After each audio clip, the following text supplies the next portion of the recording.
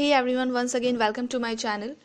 Today I'm back with a new video on priority based scheduling algorithm, and in this video I'll tell you how to calculate turnaround time and waiting time and their average by using priority based scheduling algorithm, and I'm going to use preemptive type of that. So let's get started.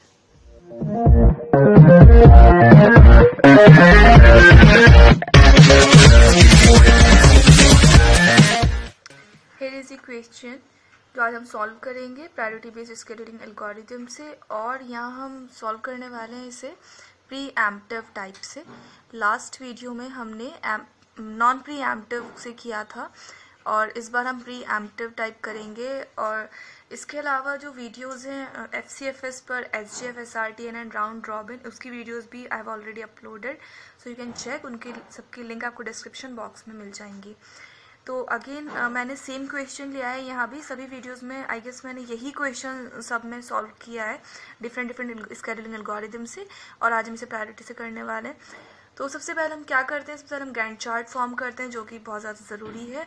और Gantt chart सही बन जाता है तो turn around time, waiting time निकालना बहुत easy हो जाता है, जस्ट वो फॉर्मूला बेस्ड है। तो सबसे पहले गैंट चार्ट बनाने के लिए मैं यहाँ बॉक्स ड्रॉ कर रही हूँ, उसके बाद आपको बताती हूँ गैंट चार्ट कैसे बनेगा। मैंने गैंट चार्ट के लिए बॉक्स ड्रॉ कर लिया और मैंने इसे ओपन रखा just because I don't know how many slots are required here. तो अभी हमें नहीं पता, हम जब बनाते जाएंगे तो खुद ही ये फिल होगा और फिर पता चल जाएगा कितने स्लॉट्स आने हैं। ठीक है, नॉन प्रीएम्प्टिव में पता होता है लेकिन प्रीएम्प्टिव में हम नहीं पता कर सकते सबसे पहले से ही। तो स्टार्ट करते हैं। सबसे पहले हम चेक करेंगे कि कौन सा प्रोसेस 0 पर आया है। तो फर्स्ट प्रोसेस है P1 जो 0 पर आ चुका है, अराइवल टाइम इसका 0 है, तो टाइम 0 पर प्रोसेस P1 आ चुका है और उसका एग्जीक्यूशन स्टार्ट हो गया है। ठीक है, अब P1 की प्रायोरिटी 4 है, 1 नहीं है। 1 प्रायोरिटी किसकी है? P3 की है, लेकिन P1 क्योंकि 0 पर आ चुका था इसलिए उसे CPU देना पड़ा। ठीक है, अब क्या होगा, टाइम यहाँ 1 हुआ होगा, जैसे ही 1 मिली सेकेंड हुई होगी तो P2 भी प्रोसेस आ चुका होगा एग्जीक्यूशन के लिए, मतलब उसे CPU चाहिए, तो वो क्यू में है इस वक्त। लेकिन देखा कि P2 की जो प्रायोरिटी थी वो 4 थी, दोनों की प्रायोरिटी इक्वल है, कंपेयर होगा तो P1 ही एग्जीक्यूट होता रहेगा।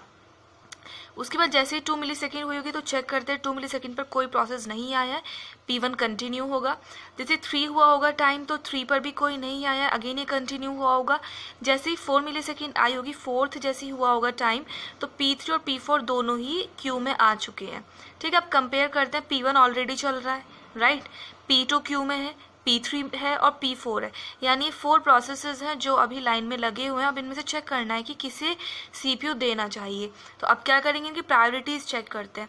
प्रायोरिटीज़ में सबसे जो कम प्रायोरिटी है वो सबसे ज़्यादा होती है। तो फर्स्ट प्रायोरिटी किसकी है? P3 की है। तो क्या होगा, जैसे ही 4th मिली सेकेंड आई होगी तो P3 को CPU मिल गया होगा और P1 अगेन वेटिंग में चला जाएगा, मतलब अभी वो वेट करेगा अपने अगेन टर्न का। ठीक है, दोबारा से आने के लिए, राइट। तो P3 एग्जीक्यूट होना स्टार्ट हुआ। P3 की प्रायोरिटी 1 थी, सबसे पहले आ गया ये, मतलब P1 के बाद आया, 4th होते ही आ चुका। अब क्या होगा, इसका कंप्लीट एग्जीक्यूशन होगा। इसको कितना टाइम चाहिए? CPU से चाहिए, CPU बर्स्ट इसका 4, तो ये 4 + 4 यानी 8 तक ये चलेगा। ठीक है, 4 इसका CPU बर्स्ट है, इट मीन्स कि इसे 4 मिली सेकेंड के लिए CPU चाहिए, तो 4 + 4 8 तक वो एग्जीक्यूट होगा, राइट। अब नेक्स्ट पर चलते हैं। P3 डन, P3 हो चुका। अब इसके बाद क्या होगा, जैसे ही 5th यहाँ पर, जब ये चल रहा था P3 4 पर स्टार्ट होता है, जैसे 5th आया होगा तो यहाँ पर ये भी आ चुका होगा P5। ठीक है, तो P5 भी आ चुका होगा, इट मीन्स कि सभी क्यू में है, मतलब सभी हैं ये, और ये हमारा एग्जीक्यूट हो रहा था P3। P5 आया तो देखा इसकी प्रायोरिटी तो जाहिर सी बात है इससे कमी है। ठीक है, तो P5 सिर्फ क्यू में आकर लगा, उस एग्जीक्यूशन के लिए नहीं मिला CPU। अब फिलहाल हमारे पास P3 का एग्जीक्यूशन कंप्लीट हो चुका है। हमारे पास ये 4 प्रोसेसेस बचे हुए हैं, जिनमें से P1 की जो एग्जीक्यूशन था वो 4 कंप्लीट हो गया था, तो इसका 10 - 4 इसका सिर्फ 6 बचा हुआ है। ठीक है, ऐसे यहाँ लिख देती हूँ मैं, इसका 4 कंप्लीट हो गया था तो हमें पहले लिख लेना चाहिए था ये। यहाँ पर 6 इसका बचा हुआ है। P3 का यहाँ पे मैं 0 कर देती हूँ, इसका कंप्लीट है। अब इनमें से हमें प्रायोरिटी चेक करनी है। ये जो 4 बचे हुए हैं ये तो डन है, ये 4 जो बचे इनकी प्रायोरिटी चेक करते हैं। यहाँ 4 4 2 4, तो सबसे कम प्रायोरिटी किसकी है? इसकी, P4 की। तो सबसे अब इस बार किसे CPU मिल जाएगा? P4 को CPU मिल जाएगा, एलोकेट हो जाएगा। P4 को CPU चाहिए सिर्फ 2 मिली सेकेंड्स के लिए, तो 8+2 इट मीन्स कि 10 तक उसे CPU चाहिए, राइट। अब इसका हो गया कंप्लीट। अब नेक्स्ट हमारे पास ये 3 प्रोसेसेस हैं, P1, P2 and P5, because ये दोनों हो चुके हैं तो अब ये 3 प्रोसेसेस हैं। तो अब हमें क्या देखना है, इनकी प्रायोरिटीज सबकी क्या है, 4, 4 एंड 4, तीनों की सेम प्रायोरिटीज़ है। तो लास्ट वीडियो में मैंने बताया था कि अगर सेम प्रायोरिटीज़ है तो फर्स्ट कम फर्स्ट सर्व लेकर हम इन्हें कर सकते हैं। तो सबसे पहले किसे ले लेंगे, P1, देन P2 ले लेंगे एंड लास्ट टाइम P5 ले लेंगे। तो सबसे पहले हमने लिया P1, P1 का कितना एग्जीक्यूशन होना है, 6 तक, तो 10+6 कितना हुआ, 16 तक चलेगा ये। इसके बाद P2 आया, P2 की प्रायोरिटी भी मतलब सेम हमने देख ली, 4 थी। इसका कितना CPU बर्स्ट है, 6 है, तो इसका हमने 16+6 किया, 22 आ गया। एंड लास्ट हमारे पास है P5, और P5 की प्रायोरिटी कितनी है, 4, वो तो हमने पहले चेक कर ली। इसका CPU बर्स्ट कितना है, 5, तो कितना हुआ, 27, इसकी ज़रूरत ही नहीं आ रही, ठीक है। तो हमारे सभी प्रोसेसेस कंप्लीट हो गए हैं, सबका एग्जीक्यूशन कंप्लीट हो गया। तो इसमें हमने क्या किया, सबसे पहले गैंट चार्ट बनाना बहुत ज़रूरी है।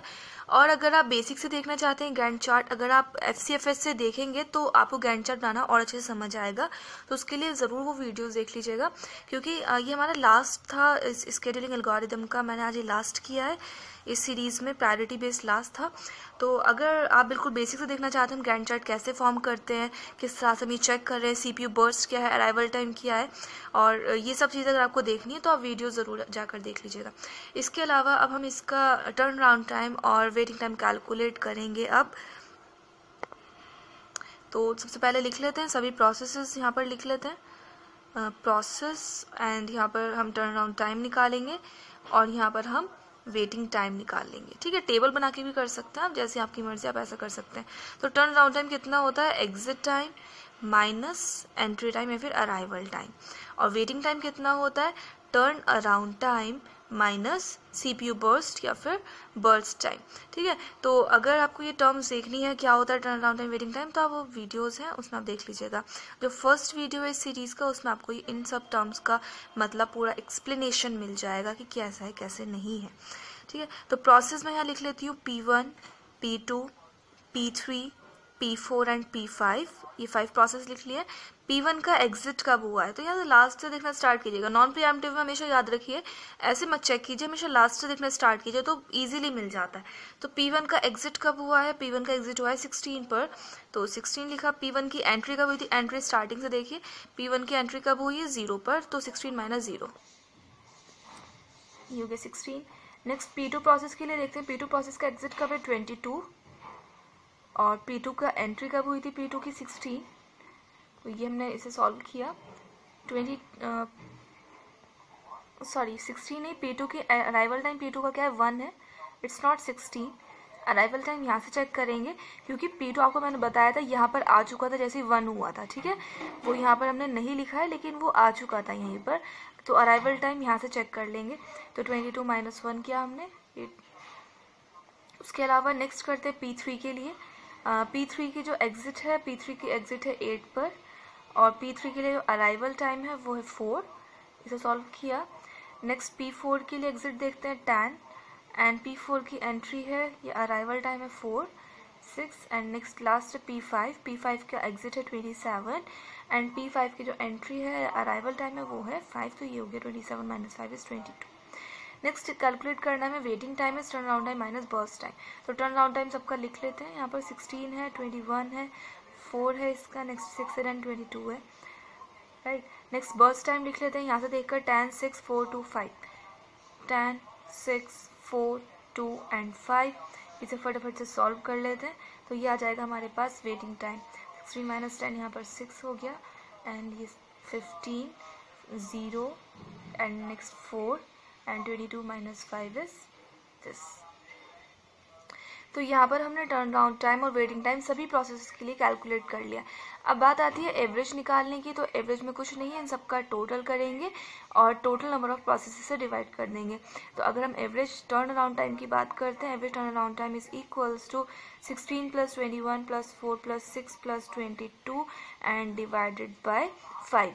एंड नेक्स्ट हम करेंगे अगर वेटिंग टाइम के लिए, average waiting time will be 6 + these all 6 + 15 + 0 + 4 + 17 and divided bye again 5, क्योंकि टोटल नंबर ऑफ प्रोसेसेस 5 है, ठीक है, एवरेज कैलकुलेट के लिए फॉर्मूला।